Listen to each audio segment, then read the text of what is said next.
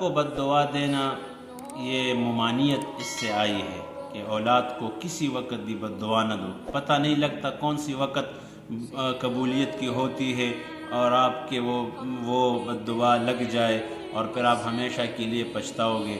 تو لہٰذا اپنے بچوں کو بد دعا نہ دو. ان کو بہترین الفاظ کے ساتھ اگر ڈانٹ ڈپٹ بھی کرنا ہے تو ان کو بہترین الفاظ کے ساتھ ڈانٹو ضرور، ادب ضرور سکھاؤ، لیکن بد دعا نہ کرو، کیونکہ دعا کے قبولیت کا کوئی وقت پتہ نہیں چلتا، عصر، مغرب، عشاء، صبح کے وقت. تو لہٰذا اس سے بچوں پر غلط اثرات بھی پڑتے ہیں اور بچے اس الفاظ کو پک بھی کرتے ہیں، پھر وہ خود وہی الفاظ دہراتے ہیں بد دعا کی شکل میں اور بچوں کو بھی وہ کہتے ہیں. تو لہٰذا بد دعا کہنے سے اور برے الفاظ کہنے سے یہ ممانعت آئی ہے.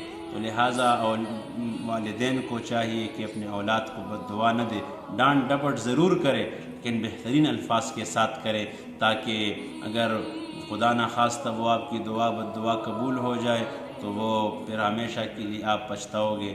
تو لہٰذا اس سے ممانعت آئی ہے.